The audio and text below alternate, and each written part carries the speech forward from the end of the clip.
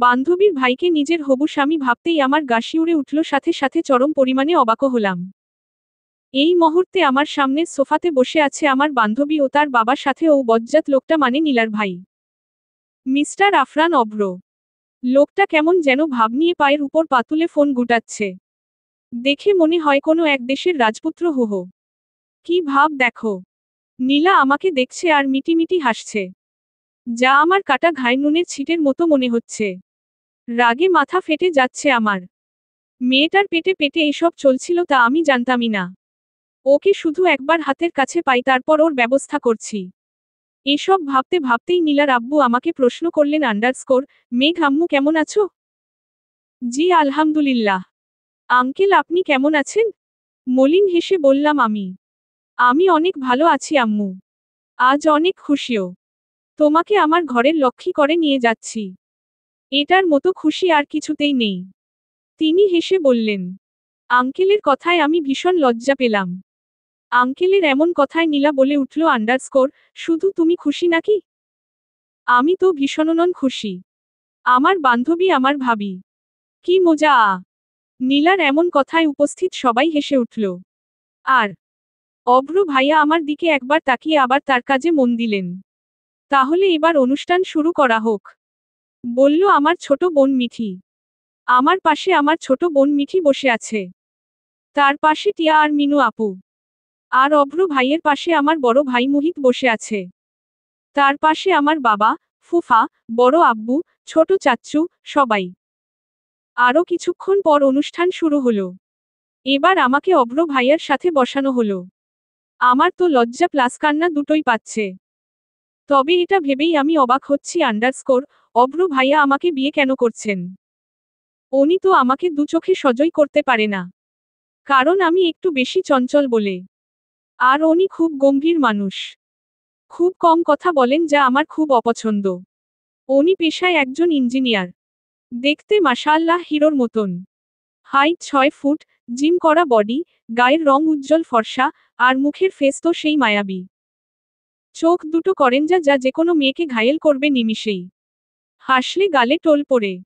অবশ্য এটা আমি তার একটা ছবিতে দেখেছি। আর নীলার মুখে শুনেছি। কিন্তু নিজ চোখে কখনো দেখেনি। কারণ বজ্জাতটাকে কখনো হাসতে দেখেনি আমি। দেখি শুধু মুখটা হুতুম পেঁচার মতো করে রাখতে সর্বদাই। রাত 12টা 20 বাজে আমি ওয়াশরুম থেকে একেবারে শাওয়ার নিয়ে বেরোলাম। খুবই ক্লান্ত লাগছিল। এতগুলো মানুষের মধ্যে খুব আনইজি ফিল হচ্ছিল। এখন খুব ভালো লাগছে। বিছানায় গিয়ে আধশোয়া হয়ে বসলাম। তারপর বেড সাইডের পাশের টেবিল থেকে হুমায়ুন আহমেদের রূপা গল্পের বইটা হাতে নিলাম পড়ার জন্য। তখনই ফোনটা টুং করে বেজে উঠল। ফোনটা হাতে নিয়ে দেখলাম আননোন নাম্বার থেকে মেসেজ এসেছে। মেসেজটার ওপেন করতেই চোখ দুটো রসগোল্লার মতো হয়ে গেল অটোমেটিকলি। তার কারণ মেসেজটা হলো, এত রাতে শাওয়ার নেয়াটা ঠিক হয়নি। ঠান্ডা লেগে যেতে পারে। সো নেক্সট টাইম যেন এমন ভুল না হয়। Mind it. কোন উগান্ডা এটা রে? আমি শাওয়ার নিয়েছি এটা জানলো কি করে? মস্তিষ্ক তো কাজ করাই বন্ধ করে দিয়েছে। এমনিতেই একটা হুতুম পেঁচার কবলে পড়ছি। আর এই বেডা। এই তুই কে রে? আমি শাওয়ার নিয়েছি তুই জানলি কিভাবে? বজ্জাত। লিখেই সেই নাম্বারে সেন্ড করে দিলাম। কিন্তু এবার আর কোনো রিপ্লে এলো না। তা দেখে আমি হতাশ হলাম। তাই ফোনটা পাশে রেখে বই পড়তে শুরু করলাম। হঠাৎ মনে পড়ে গেল সেই পাষণ্ড লোকটার কথা। চোখ দুটো ঝাপসা হয়ে এলো। মুখে ফুটে উঠল তাচ্ছিলের হাসি। যাকে জীবন সাথী হিসেবে চেয়েছিলাম সে জীবন সাথী হিসেবে চেয়েছে অন্য কাউকে। আর যাকে চাইনি সে চেয়েছে আমাকে। হিসাবটা বড্ড বেমানান। 1 মাস আগের কথা। 2 বছর রিসেশনের পর সে আমায় বলতেছে, মেঘু আমি তোকে বিয়ে করতে পারবো না রে। সরি। আমি তার এহেন কথায় সূক্ষ্মভাবে তার দু চোখে আমার দু চোখ রাখলাম। ইতিমধ্যেই তার কথাটা আমার কানে ঝুমঝুম করে বাজছে। হৃদয়টা কাচের মতো ভেঙ্গে টুকরো টুকরো হয়ে গেছে। হ্যাঁ মেঘু, আমি সত্যিই বলছি। মা বাবা কেউ তোর আমার সম্পর্ক মেনে নিবে না। এমনি তো তোর বাবা মাও না।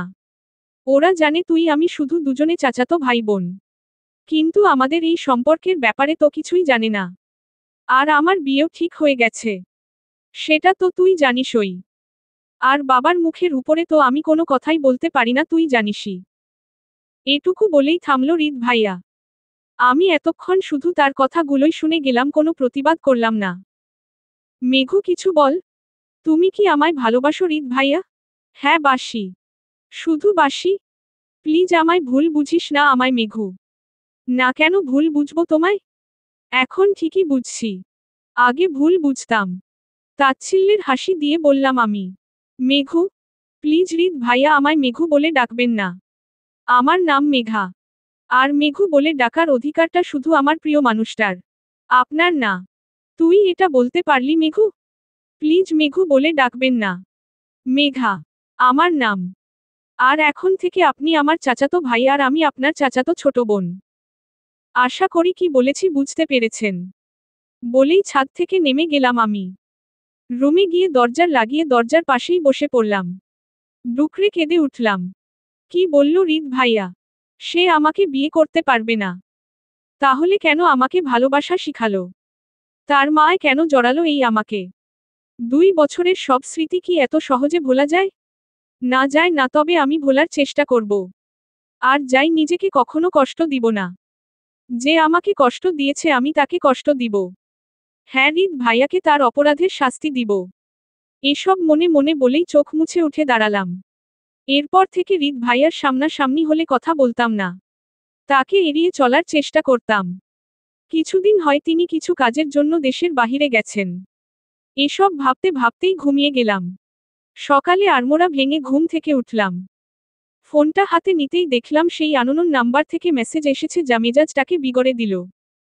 কাল থেকে তাড়াতাড়ি ঘুম থেকে উঠবা। আর নামাজ পড়বা।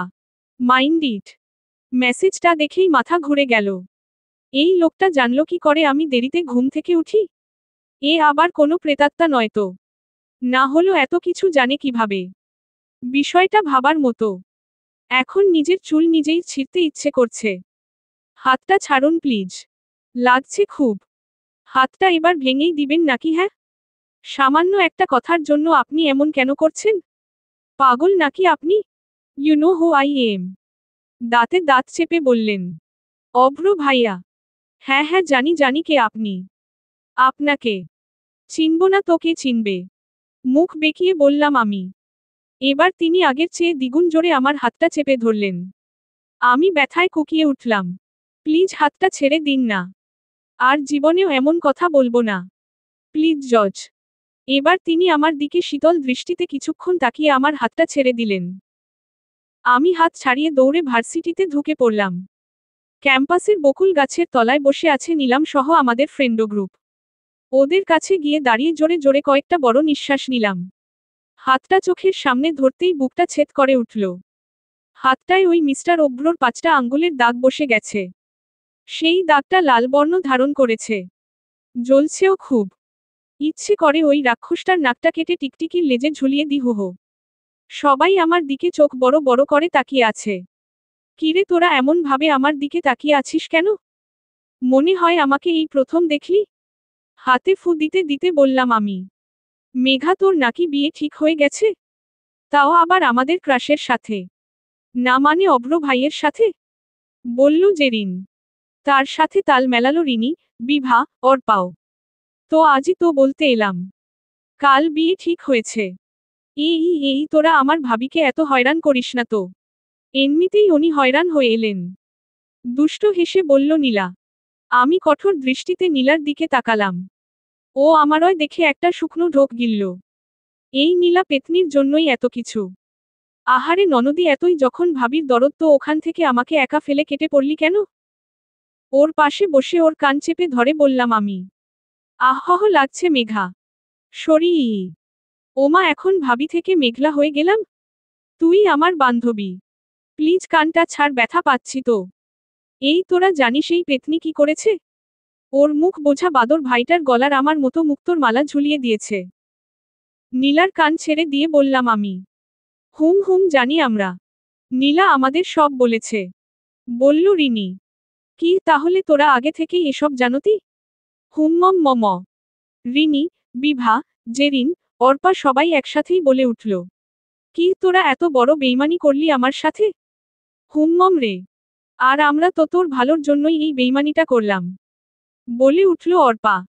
তোরা জানিস আমার বিষয়ে সব। তাও তোরা? কাঁদো কাঁদো কণ্ঠে বললাম আমি। হ্যাঁ। কিন্তু আমরা যা করেছি সেটা ভালোই করেছি। বলল নীলা। তোর ভালোর গুষ্টি কিলাই। পাই পাই করে হিসাব রাখবো তোরা আমার কি ভালো করলি। হুহু বলেই বড় বড় পা ফেলে ক্লাসে গেলাম। নীলা তোর ভাবিজি মনে হয় রাগ করেছে। তুই গিয়ে রাগটা ভাঙ্গিয়ে দিস। কেমন? বলল জেরিন। হুম চল তোরা। বলেই সবাই ক্লাসের দিকে গেল। তোরা আমার ভালো করতে গিয়ে যে খারাপটাই করেছিস তা আমি পৈপি করে বুঝতে পারছি। ওই রাক্ষসটা এবার আমার গোস্ত কেটে তেলে ভেজে ফ্রাই করে খাবে। হুহো। মনে মনে বলতে বলতে ক্লাসে ঢুকলাম।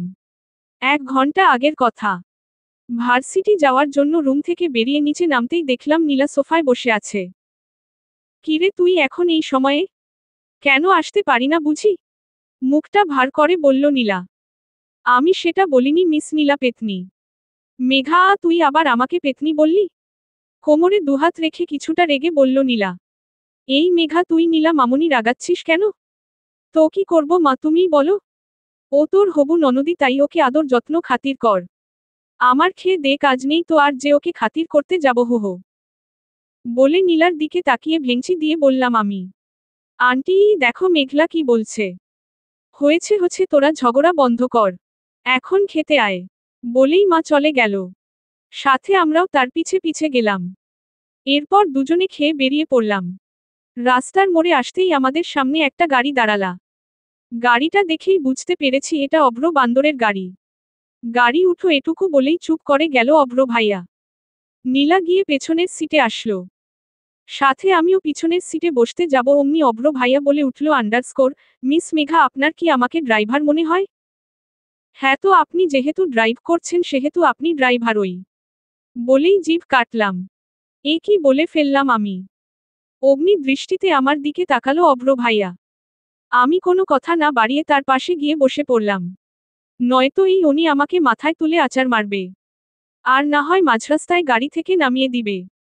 কিছুক্ষণ পর ভার্সিটি পৌঁছাতেই নীলা চট করে নেমে ভার্সিটিতে ঢুকে পড়ল।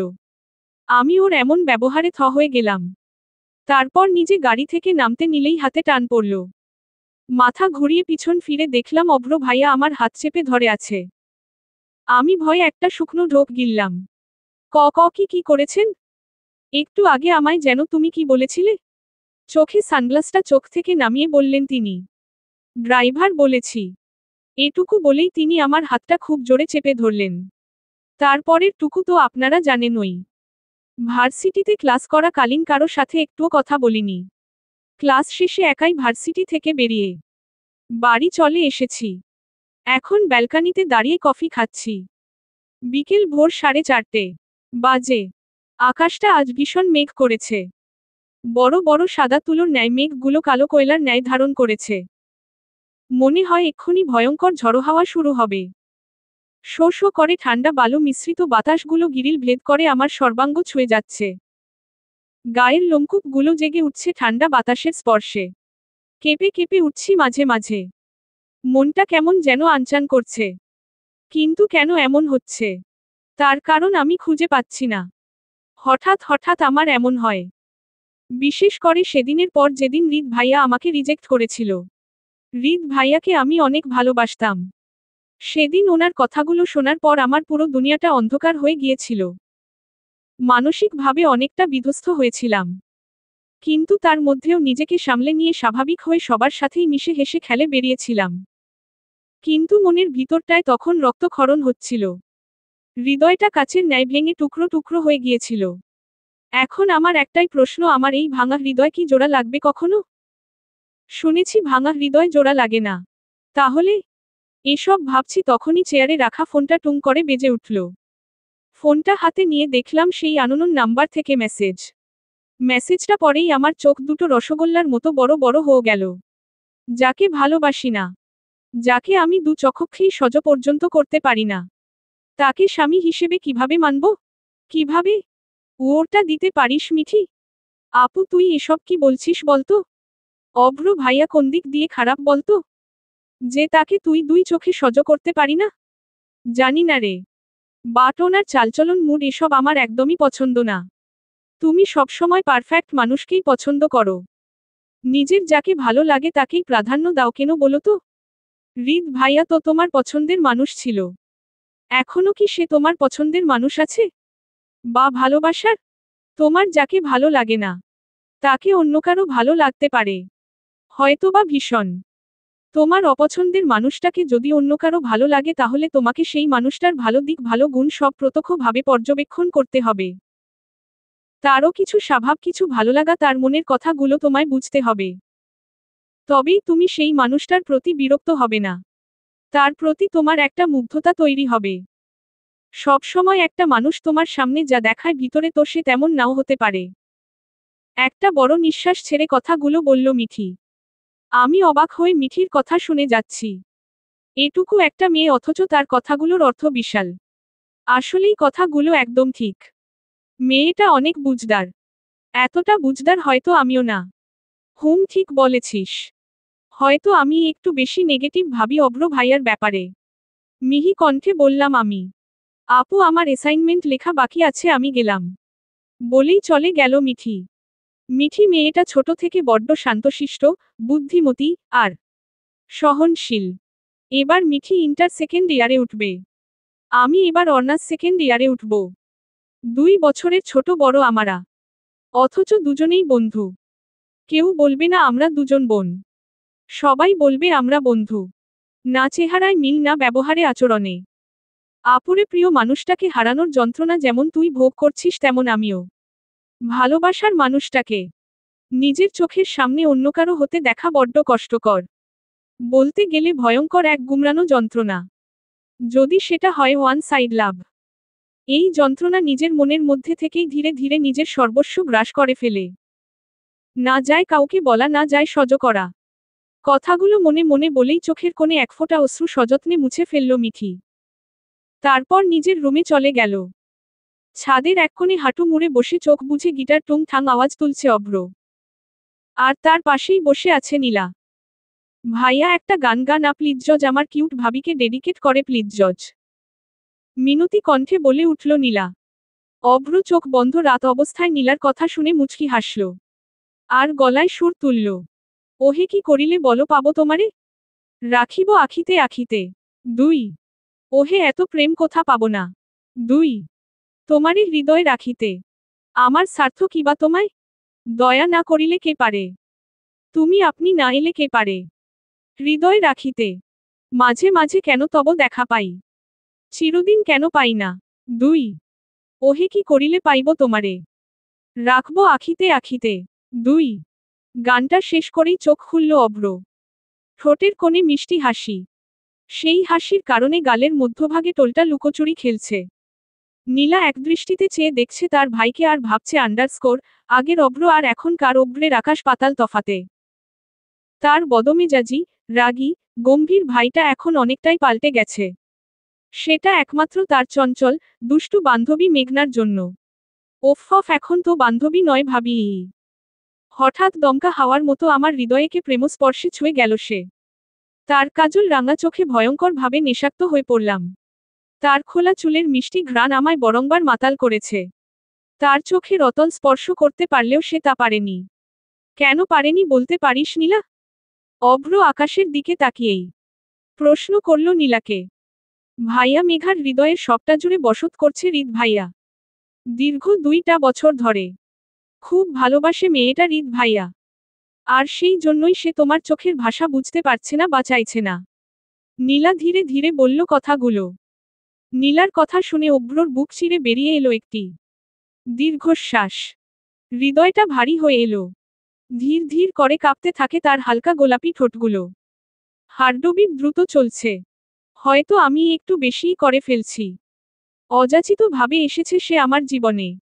এই অন্ধকারচ্ছন্ন জীবনে এক টুকরো আলো হয়ে। ভাইয়া, আল্লাহর উপরে বিশ্বাস রাখো। তোমার ভালোবাসা যদি সত্যি হয় তাহলে অবশ্যই মেঘলা তোমারই হবে। খুব করে ভালোবাসবে তোমাকে। মলিন হেসে অভ্রকে আশ্বাস দিল নীলা। সকাল সকাল ভার্সিটি যাওয়ার জন্য রেডি হচ্ছি। আয়নার সামনে দাঁড়িয়ে চোখে গাঢ় করে কাজল দিচ্ছি। তখনই বিছানার উপরে থাকা ফোনটা টুং করে বেজে উঠল। সময়কাল মায় 3 সেকেন্ড। মানে মেসেজ এসেছে, কল নয়। দুপা এগিয়ে গিয়ে ফোনটা হাতে নিয়ে দেখলাম লাট সাহেব মেসেজ করেছে, নিচে তোমার জন্য ওয়েট করছি, তাড়াতাড়ি এসো, 2 মিনিট সময় দিচ্ছি, মাইন্ড ইট। মেসেজটা দেখে মেজাজটা বিগড়ে গেল। এই হুতুম প্যাঁচাটা আমার পেছনে আঠার মতো চিপকে আছে। যতই নিজের কাছ থেকে ছাড়াতে চাই ততই আরো চিপে যায়। বিয়ে না হতেই এত অধিকার ফলায়, না জানি বিয়ের পর কি করবে। হো, কাল রাতে এই লাট সাহেবর জন্যই বৃষ্টিতে ভিজতে পারিনি। সোজাসুজি মেসেজে লিখেছে আন্ডারস্কোর, খবরদার বৃষ্টিতে ভেজার কথা মনেও আনবে না। আর যদি বৃষ্টিতে ভিজো তাহলে কালকের কথা তো মনেই আছে তোমার। অভ্র। মেসেজটা পড়ার পর কিছুক্ষণ থমকে ছিলাম। মস্তিষ্ক জানান দিচ্ছিল এটা সেই হুতুমপেঁচা অভ্র। আর এই 2 দিন করে উনিই আমাকে থ্রেট দিচ্ছিলেন। এটুকু ভাবতেই মনে হলো লেট হয়ে যাচ্ছে। তাই বিছানার উপর থেকে ব্যাগটা নিয়ে দ্রুত নিচে গেলাম। নিচে নামার সময় চোখ পড়ল সোফায় বসে থাকা রিদ ভাইয়ার উপর। তিনি একবার আমার দিকে তাকিয়ে চোখ নামিয়ে নিলেন। বুকটা ধক করে উঠল। কেমন এক অদ্ভুত যন্ত্রণা অনুভব হচ্ছে হৃদয়ে। অথচ মস্তিষ্ক লাল সিগন্যাল দিচ্ছে। সেটা হলো রাগের। রাগ হচ্ছে কিছুটা বেইমানটাকে দেখে। তবুও নিজেকে সামলে স্বাভাবিকভাবে নিচে নামলাম। নিচে বড়াম্মু টেবিলে খাবার পরিবেশন করছে। আম্মু হয়তো উপরে। তাই বড়াম্মুকে বললাম, বড়াম্মু আমি ভার্সিটি যাচ্ছি, ক্যান্টিনে খেয়ে নিব। আরে এত তাড়াহুড়া কেন? খেয়ে যা। না গো, তোমাদের জামাই ওয়েট করছে, ওর সাথে আজ ব্রেকফাস্টটা সেরে নিব কেমন? মিষ্টি হেসে বললাম আমি। আমার কথায় মিষ্টি হাসল বড়াম্মু। আর অপরদিকে রিদ ভাইয়া আমার কথা শুনে 440 ভোল্টের ঝটকা খেলেন। শূন্য চেখে চেয়ে আছে আমার দিকে। আমি মিটি মিটি হাসতে হাসতে বাসা থেকে বেরিয়ে গেলাম। হৃদয় মা কি বলছে মেঘা? কেন রে, তুই জানিস না? মেঘার বিয়ে ঠিক হয়ে গেছে। আকদ ও সম্পন্ন হয়েছে কিছুদিন হলো। ওর দিল হৃদের মা। না তো। অবিশ্বাস্য কণ্ঠে জবাব দিল হৃদ। মেঘা বলেনি তোকে? আমার জানি মেঘলা হয়তো তোকে সব বলেছে, তাই আমরা নতুন করে আর কিছু বলতে যাইনি। হৃদের বুকটা মোচড় দিয়ে উঠল। কিন্তু কেন তা সে নিজেও জানে না। সে তো মেধাকে ভালোবাসে না। তাহলে এমন কষ্ট হচ্ছে কেন মেঘার বিয়ের কথা শুনে? এই মিস্টার ভাইয়া, আমি আইসক্রিম খাবো। আজ আপনার তরফ থেকে আমার পার্টি। প্লিজ। জজ উত্তেজনা অভ্র ভাইয়াকে বললাম আমি। অথচ কথা বলেই নিজে নিজে অবাক হলাম। খুব অবাক। কে বলেছে আমি এখনো আপনাকে ভালোবাসি? আমি আপনাকে আর ভালোবাসি না। আমি আপনাকে ঘৃণা করি, শুধুই ঘৃণা। বেঈমান কোথাকার। এটুকু বলে নিজের হাত থেকে রিদ ভাইয়ার হাতটা ঝটকিয়ে ছাড়িয়ে নিয়ে ছাদ থেকে দ্রুত নেমে গেলাম। চোখে জমে গেছে কষ্টের নোনা জল। অদ্ভুত যন্ত্রণায় কাতরাচ্ছে এই হৃদয় আমার। রিদ ভাইয়াকে দেখলে রাগে দুঃখে নিজের চুল ছিঁড়তে ইচ্ছে করেছে। আজকের এই পরিণতির জন্য আমিই দায়ী। আমি যদি রিদ ভাইয়াকে এতটা ভালো না বাসতাম, না বিশ্বাস করতাম, তাহলে এমন হতোই না। 6 মিনিট আগের কথা। কিছুক্ষণ আগে ছাদে গিয়েছিলাম শুকনো কাপড়গুলো তুলতে। ছাদে উঠতেই রিদ ভাইয়া আমার হাত টেনে দেয়ালের সাথে চেপে ধরে আর বলে, মেঘু সত্যি কি তুই এই বিয়েতে খুশি? অবশ্যই। আমি খুব খুশি। মনের মতো একজনকে পেয়েছি। হ্যান্ডসাম, স্টাইলিশ, একজন বড় ইঞ্জিনিয়ার। বলতে গেলে সব আন্ডারস্কোর, সব দিক দিয়ে পারফেক্ট একজন মানুষ তিনি। তাহলে এমন একজনকে নিজের স্বামী হিসেবে পেয়ে আমি কেন খুশি হব না? আজব। ডোন্ট কেয়ার ভাব নিয়ে বললাম আমি। মেঘু তুই আমাকে ভালোবাসিস তাহলে অন্য কাউকে? রেগে বলল রিদ ভাইয়া। তারপরেরটুকু তো আপনার জানেনই। রুমে বসে এসব ভাবছি তখনই দরজায় কেউ কড়া নাড়ল। চোখ মুছে দরজাটা খুললাম। দরজার বাইরে নীলা দাঁড়িয়ে আছে। ও দুপাটি দাঁত বের হেসে রুমে ঢুকল। কিরে তুই এই সময় এইখানে? অবাক হয়ে বললাম আমি। কেন, আমি আসতে পারি না বুঝি? এখন এটা আমার ভাবির বাড়ি, তো আমি যখন তখন আসতেই পারি। মম। হয়েছে হয়েছে, আর ন্যাকা সাজতেন হবে না। এবার বল কেন এসেছিস? আজ এখানে থাকবো। ভাইয়াও এসেছে। আর বাবা আজ কোম্পানির কাজে মালয়েশিয়া গিয়েছে। তোর আব্বু মানে আঙ্কেল আমাদের আজ ইনভাইট করেছে, বলল নীলা। তখনই রুমে ঢুকলো মিঠি, টিয়া। সবাই এসেই আমাকে দেখে মিঠি মিঠি হাসতে লাগলো। বাট এর কারণটা আমি বুঝলাম না। কিরে তোরা আমাকে দেখে হাসতেছিস কেন? ভ্রু কুঁচকে বললাম আমি। আমাদের হ্যান্ডসাম দুলভাইয়ের চোখ দুটো মেঘলা আপুকে খুঁজছে। এত সুন্দর সুন্দর শালি থাকা সত্ত্বেও। বলল টিয়া। সেটা তো অবশ্যই। আমার ভাই অন্যদের মতো লুচু না। সে শুধু তার হবু বউকে দেখবে। আর কাউকেই নয়। বলল নীলা। হ্যাঁ হ্যাঁ সেটা ঠিক বলেছ।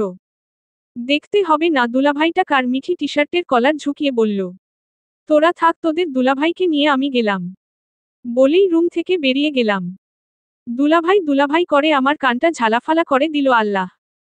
বিড়বিড় করে এসব বলতে বলতে সিঁড়ি দিয়ে নামতে গেলে কারো সাথে ধাক্কা খেয়ে পড়তে নিলেই কেউ আমাকে ধরে ফেলল। ভয়ে চোখ দুটো বন্ধ হয়ে গেল। পিট পিট করে চোখ খুলে দেখলাম মিস্টার অভ্র আমার কোমর জড়িয়ে একদৃষ্টিতে চেয়ে আছে। তার এমন করে তাকানোতে আমার অস্বস্তি লাগছিল। এই ছাড়ুন আমায়, আর কত দেখবেন আমায় হুম? নিজের হবু বউকে এমন ভাবে দেখছেন যেন জীবনে কোনোদিন দেখননি। দুষ্ট হেসে বললাম আমি। উনি আমার কথায় ভ্যাবাচেকা খেয়ে গেলেন। হালকা কাশি দিয়ে আমাকে দাঁড় করিয়ে কিছুটা দূরে সরে গেলেন তিনি। আমি এবার তার কাছে গিয়ে পায়ের পাতা উঁচু করে তার গলা জড়িয়ে ধরলেন। তিনি আমার এহেন কাণ্ডে হতভম্ব হয়ে গেলেন। বোঝার চেষ্টা করছেন আমাকে হয়তো। কি ব্যাপার স্যার হুম? আপনাকে কিন্তু আজ অনেক হ্যান্ডসাম লাগছে। চোখ মেরে তাকে বললাম। Are you okay? চোখ বড় বড় আমার দিকে তাকিয়ে বললেন তিনি। আমি তাকে অবাক করে তার ডান গালে টুক করে একটা চুমু খেয়ে বললাম আমি আন্ডারস্কোর, হ্যাঁ ডিয়ার হবু হাজবেন্ড আমি ঠিকই আছি। বলে হাসতে হাসতে নিচে নেমে গেলাম। তিনি আমার দিকে এখনো অবিশ্বাস্য চোখে তাকিয়ে আছে। নিচে গিয়ে হাঁফাতে লাগলাম। ওফ অফ মেঘা তোকে সেরা অভিনেত্রীর এয়ার্ড দেয়া উচিত ছিল। কি অভিনয়টা না তুই করলি? নিজেই নিজেকে বললাম। ওনার অত কাছে গিয়ে দম বন্ধ হয়ে আসছিল। বুকটা ধকধক ধকধক করছিল। ভয় হচ্ছিল, যদি হনুমানটা কষিয়ে আমায় দুটো চড় বসিয়ে দিত তখন? এখন না জানি এখন আমাকে কি ভাবছেন তিনি। সে যাই হোক একজনকে তো জ্বলতে দেখেছে। এতে আমার এই ক্ষতবিক্ষত হৃদয় মলম লাগানোর মতো কিছুটা শান্তি পেয়েছি। কিছুক্ষণ আগের আন্ডারস্কোর, যখন আমাকে মিস্টার অভ্র আমাকে পড়ে যেতে নিলে ধরে ফেললেন। তখনই চোখ খুলেই আগে আমার চোখ পড়েছে হৃদ ভাইয়ার উপর। তিনি ঠিক মিস্টার অভ্র ভাইয়ার পেছনে উপরে রেলিংয়ে হেলান দিয়ে দাঁড়িয়েছিলেন। আর হৃদ ভাইয়াকে জ্বালাতে এই কাণ্ডটা করলাম। এসব ভাবছি তখনই আমাকে ডাকলো আম্মু। মেঘা এদিকে আয় তো একটু মা। কি হয়েছে মা? বলো। এগুলো ধর। এগুলো নিয়ে ছাদে যা। ওখানে ছোটরা সবাই আছে। কিছুক্ষণ ওখানে আড্ডা দিবে নাকি মিঠিরা? ওহ আচ্ছা। দাও বলেই নাস্তার ট্রেটা হাতে নিয়ে উপরে গেলাম। উপরে কেউ নেই হয়তো সবাই ছাদে আছে। তাই ছাদে দিকে গেলাম। ছাদে সবাই গোল বসে আছে হৃদ ভাইয়াও আছে। আমি গিয়ে নাস্তার ট্রেটাটি টেবিলে রাখলাম। তখনই চোখ গেল অভ্র ভাইয়ার উপর। তিনি ছাদের এক কোণে দাঁড়িয়ে ফোনে হয়তো কারো সাথে কথা বলছেন। মেঘ আপু বসো বলে আমার হাত টেনে টিয়ার পাশে বসিয়ে দিল মিঠি। টিয়ার আরেক পাশে বসল মিঠি। মুহিত ভাইয়ার পাশে নীলা, তার আরেক পাশে হৃদ ভাইয়া। আর তার পাশেই হয়তো অভ্র ভাইয়া বসবেন। মেঘা আপু একটা গান গা। বলল মিঠি। না না আমি গান পারি না। না তোকে গাইতেই হবে। প্লিজ জজ। হ্যাঁ তোকে গাইতেই হবে। বলল নীলা। হ্যাঁ নয়তো তোকে নাচতে হবে। কি বলিস সবাই? বলে উঠল মিঠি। মিঠির কথা সাড়া দিল হৃদ ভাই ও অভ্র ভাইয়া বাদে সবাই। এই না না আমি গান গাবো বাট নাচতে পারবো না। প্লিজ জজ। তোরা তো জানিস আমি নাচতে পারি না। মিনতি কণ্ঠে বললাম আমি। তাহলে গান গাওয়া স্টার্ট কর। তোর গান দিয়েই আড্ডা শুরু। বলল নীলা। চোখ বুঝে গলায় সুর তুললাম। দিলকা দাঁড়িয়া বেহি গা। ইস্ক ইবাদত বানেহি গা। खुद को मुझे तू साब दे। मेरी जरूरत तू बन गा। बातें दिल की ना नजरों की। साज के रहा तेरी कसम। तेरे बिन अब लेगे एक भी दम। तुझे कितना चाहने लागे हम दुई। বাকিটুকু নিজ দায়িত্বে শুনে নেবেন। আর কোনো ভুল ত্রুটি হলে ক্ষমা করবেন। গান শেষ হতেই সবাই তালি দিতে লাগলো। আমার চোখ গিয়ে পড়ল অভ্র ভাইয়ার উপর। তিনি অবাক দৃষ্টিতে চেয়ে আছেন আমার দিকে। আমি তার দিক থেকে চোখ সরিয়ে নিলাম। অভ্র অবাক হয়ে তার প্রেয়সীকে দেখছে। পুরো স্তব্ধ হয়ে গেছে সে। মেঘার গান শুনে। গানটা অভ্রর আগে থেকেই খুব পছন্দের, আর না চাইতেও আজ সে তার প্রিয় গানটা প্রিয় মানুষটার মুখে শুনল। অনুভূতিটা পুরোপুরি ভাবে অন্যরকম। জিজু এসে এখানে, বলল টিয়া। উনি এসে বসল হৃদ ভাইয়ার পাশে। জিজু একটা গান গাও না প্লিজজ, আপুকে ডেডিকেট করে, বলল মিঠি। হ্যাঁ ভাইয়া প্লিজ জজ, বলল নীলা। ওকে ওকে, আমার শালিকারা যেহেতু আবদার করেছে সেহেতু অবশ্যই। মেঘলা আপু দেখ আমাদের জিজু কতটা ভালো, হেসে বলল টিয়া। আমি টিয়ার কথা শুনে মুখ বোকালাম বাট কিছু বললাম না। অভ্র গাইতে শুরু করল। তোর বর্ষা চোখে ঝরতে দেব না বৃষ্টি, তুই জাগবি সারা রাত আমি আসবো হঠাৎ দুই, তোর শুকনো ঠোঁটে ফোটাবো প্রেমের হাসি, তোকে প্রাণের চেয়ে বড় বেশি ভালোবাসি, তোকে প্রাণের চেয়ে বড় বেশি ভালোবাসি। বাকিটুকু নিজ দায়িত্বে শুনে নেবেন। এদিকে সবাই মুগ্ধ হয়ে অভ্র ভাইয়ার গান শুনছে, শুধু হৃদ ভাইয়া বাদে। তিনি রাগী রাগী ভাব নিয়ে বসে আছে, চোখগুলো তার লালচে আভায় ছেয়ে গেছে। নামান বলছি, আমাকে নামান। আমি কি ছোট বাচ্চা যে আমাকে কোলে নিতে হবে? ডেংডেং করে সবার আমায় কোলে নিতে আপনার একটুও লজ্জা লাগলো না? বেলাজ কোথাকার, শয়তান একটা। এটুকু বলেই যেই না অভ্র ভাইয়ার মুখে দিকে তাকিয়েছি অমনি আমার আত্মা ফুরসুতো করে উড়ে গেল। এলিয়েনদের মতো চোখগুলো লাল হয়ে গেছে, যেই দৃষ্টি আমাকে ভয়ঙ্কর কিছুর জানা দিচ্ছে। দাঁতে দাঁত চেপে হয়তো রাগ কামানোর চেষ্টা চালিয়ে যাচ্ছে অভ্র ভাইয়া। সিঁড়ি বেয়ে রুমে নিয়ে গিয়ে রুমের দরজাটা ঠাস করে বন্ধ করে দিয়ে বিছানার দিকে এগোলো অভ্র ভাইয়া, তা দেখে আমি একটা শুকনো ঢোক গিললাম।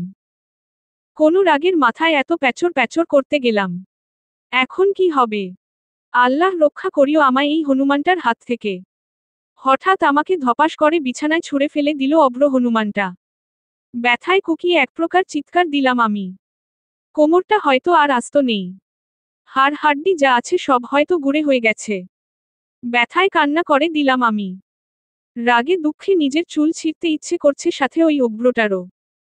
চোখ বুজে কান্না করছি, হঠাৎ কারো উষ্ণ নিঃশ্বাস আমার মুখের উপর। চট করে চোখ খুলে যা দেখলাম তাতে আমার চোখগুলো অটোমেটিকলি রসগোল্লার মতো হয়ে গেছে। কারণ অভ্র ভাইয়া আমার খুব কাছে, 2 ইঞ্চির মতো ফাঁক আছে আমাদের মধ্যে মাত্র। আবা ভাইয়া আপনি। আর কিছু বলতে পারলামও না। তার আগেই অভ্র ভাইয়া তার ঠোঁটে আমার ঠোঁট মিলাই দিল। আমি তো অবাকের চরম সীমায় পৌঁছে গেছি। হঠাৎ তিনি আমার ঠোঁট রুডলি কামড় দিতে লাগলো। ব্যথায় ছটফট করতে লাগলাম। এতে তিনি আরো দ্বিগুণ জোরে জোরে আমার ঠোঁট কামড়াতে লাগলেন। চোখের কোণ বেয়ে ব্যথার বহিঃপ্রকাশ ঘটছে। গলা কাটা মুরগির মতো ছটফট করতে লাগলাম, কিন্তু তার এতে কোনো ভাবান্তর নেই। তিনি আরামচেই আমার ঠোঁট কামড়ে চলেছেন। কিছুক্ষণ পর অভ্রর রাগ কমে গেলে সফটলি কিস করতে লাগলো তার মায়াপরীকে। ডুবে গেল তার মায়াপরীর উষ্ণ গোলাপি ঠোঁটগুলোতে। প্রায় 4 মিনিট ওছাড়ল মেঘাকে। দুজনেই বড় বড় নিঃশ্বাস নিচ্ছে। অভ্র নিজেকে খুব করে কন্ট্রোল করার চেষ্টা করছে। অভ্র হনুমানটার কাছ থেকে ছাড়া পেয়ে দৌড়ে বিছানা থেকে নেমে বাইরে যেতে নিব অমনি পিছন থেকে অভ্র ভাইয়া আমার হাত টেনে তার বুকের সাথে আমার পিঠ মিশিয়ে নিল। কিছুটা কেঁপে উঠলাম আমি। ছাড়ুন আমাকে ছাড়ুন বলছি, কেঁদে কেঁদে বললাম আমি।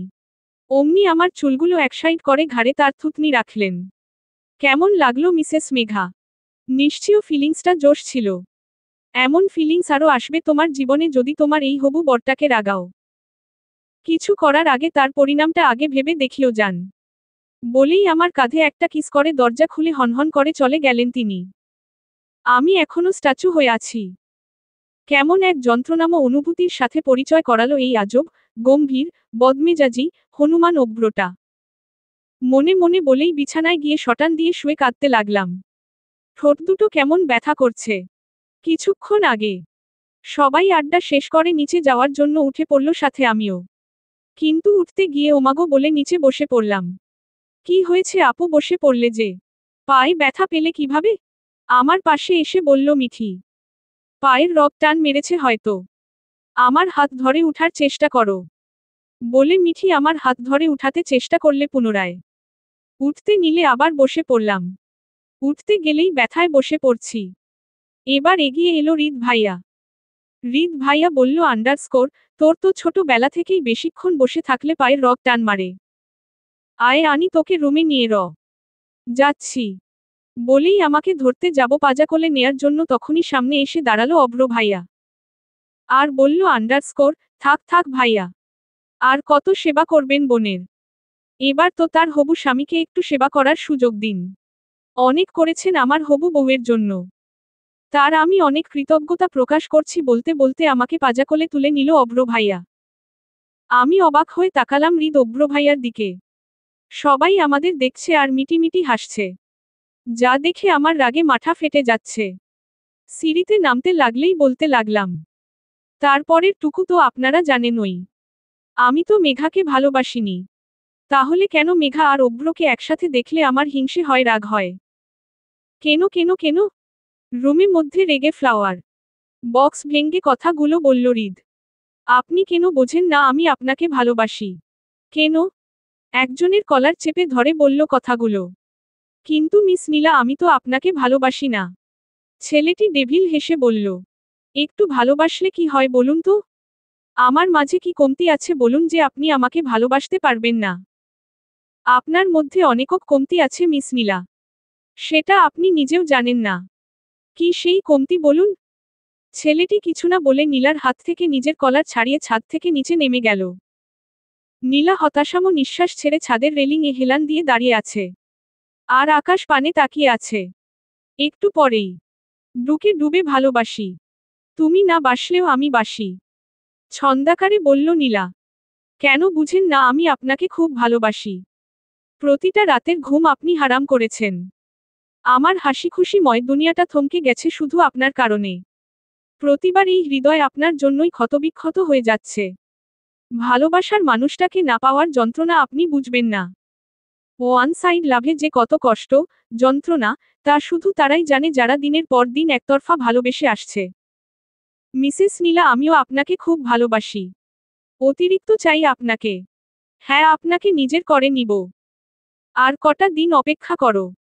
সময় আসলেই তুমি সবটা জানতে পারবে। নীলার ভালোবাসার মানুষটা ব্যালকানিতে দাঁড়িয়ে কথাগুলো বলল।